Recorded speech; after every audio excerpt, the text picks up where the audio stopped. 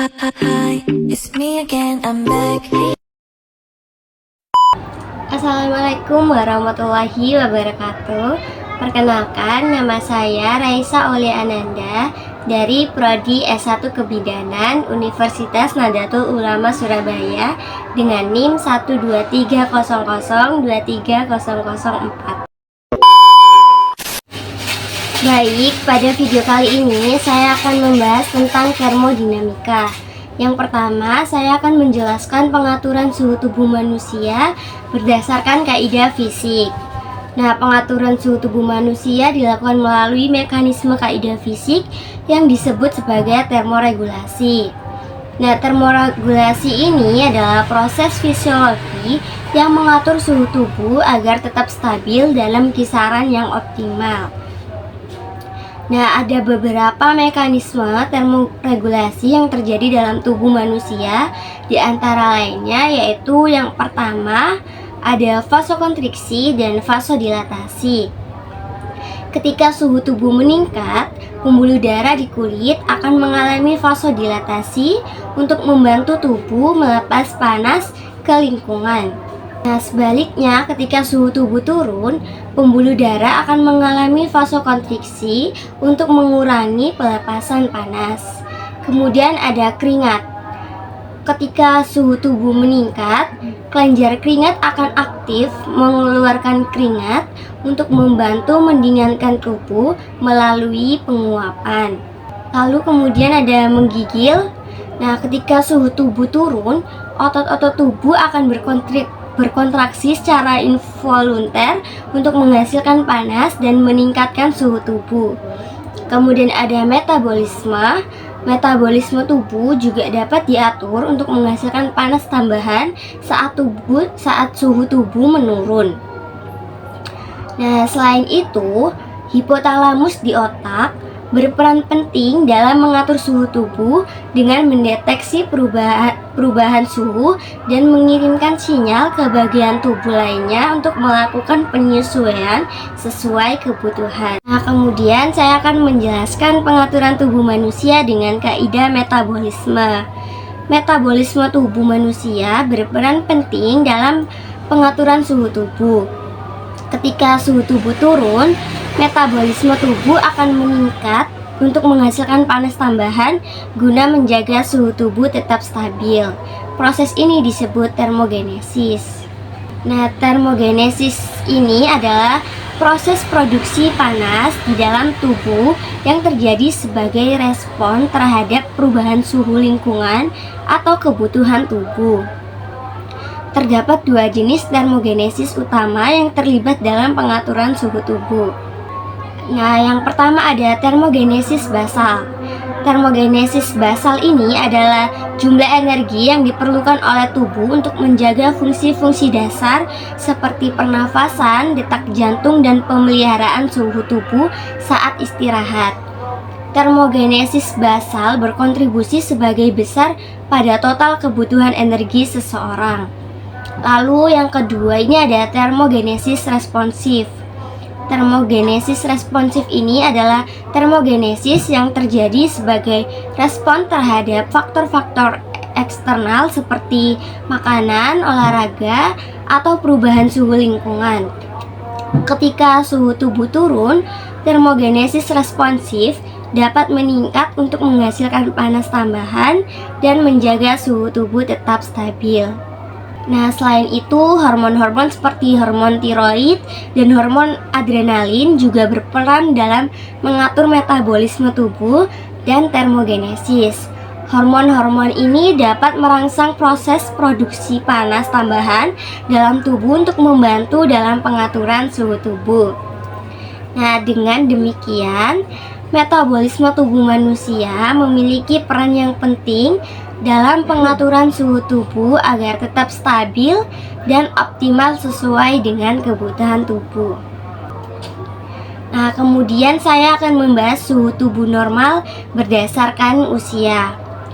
Suhu tubuh normal seseorang dapat bervariasi tergantung pada usia, waktu, dan kondisi fisiknya. Berikut adalah tentang suhu tubuh normal berdasarkan usia. Yang pertama, bayi baru lahir hingga 3 bulan. Suhu tubuh normal bayi baru lahir biasanya berkisar antara 36,5 derajat Celcius sampai 37,5 derajat Celcius. Lalu kemudian ada anak-anak dan dewasa. Suhu tubuh normal anak-anak dan dewasa umumnya berkisar antara 36,1 derajat Celcius sampai 37,2 derajat Celcius. Lalu ada orang tua. Suhu tubuh normal orang tua atau lansia seringkali sedikit lebih rendah, berkisar antara 35,8 derajat Celcius sampai 36,8 derajat Celcius. Nah, perlu diingat bahwa suhu tubuh dapat sedikit bervariasi di antara individu dan juga dipengaruhi oleh faktor-faktor seperti aktivitas fisik, stres, dan perubahan hormon. Penting untuk memahami suhu tubuh normal Anda atau anggota keluarga Anda agar dapat memantau dan mengidentifikasi perubahan suhu tubuh yang tidak biasa yang mungkin menandakan adanya masalah kesehatan. Nah, jika kamu atau seorang mengalami demam, suhu tubuh di atas 38 derajat Celcius atau 100,4 derajat Fahrenheit, segera konsultasi dengan dokter untuk didiagnosa dan perawatan lebih lanjut. Baik, kemudian sekarang saya akan membahas suhu tubuh normal berdasarkan bagian tubuh manusia. Suhu tubuh manusia dapat bervariasi tergantung pada bagian tubuh yang diukur. Berikut adalah rentang suhu tubuh normal berdasarkan bagian tubuh manusia. Nah, ini yang pertama, suhu tubuh keseluruhan. Suhu tubuh keseluruhan manusia yang diukur dengan termometer oral atau di mulut biasanya berkisar antara 36,1 derajat Celcius sampai 37,2 derajat Celcius. Lalu yang kedua ada suhu telinga.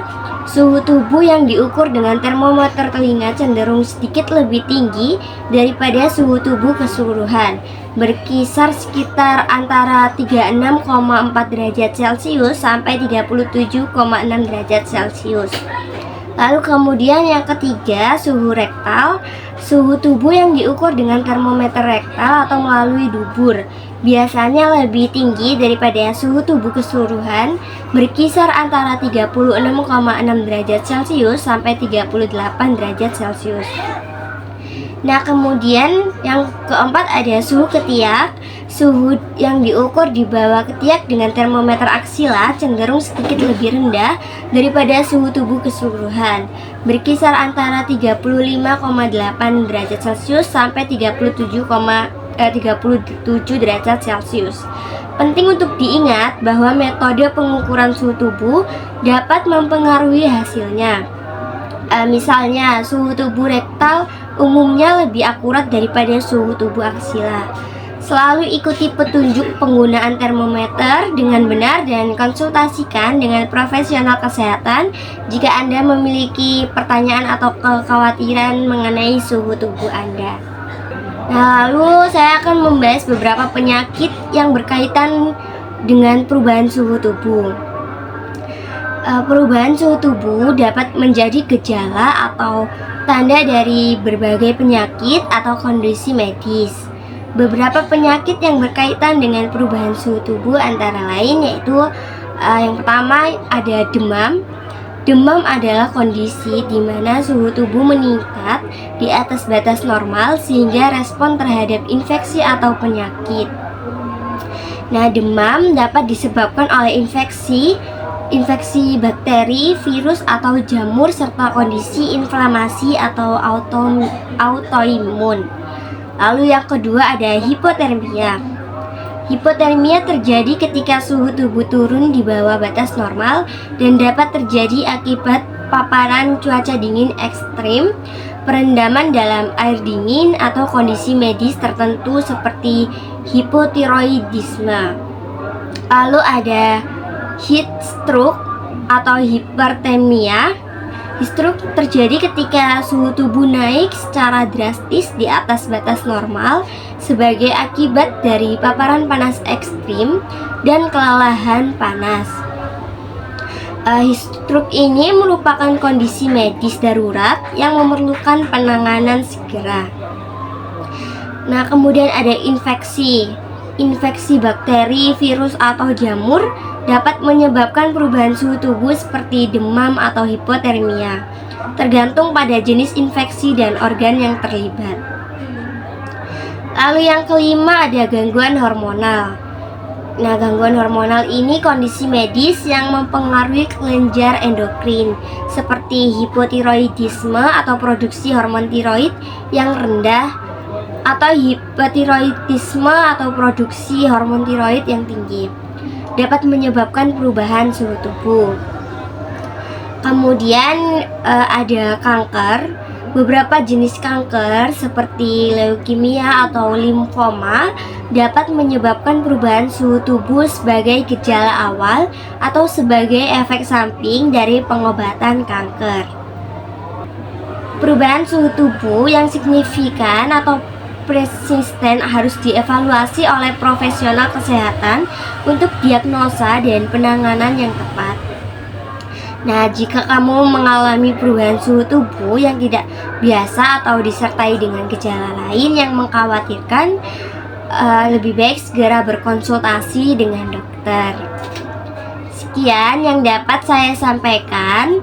Kurang lebihnya saya mohon maaf dan semoga bermanfaat. Wassalamualaikum warahmatullahi wabarakatuh.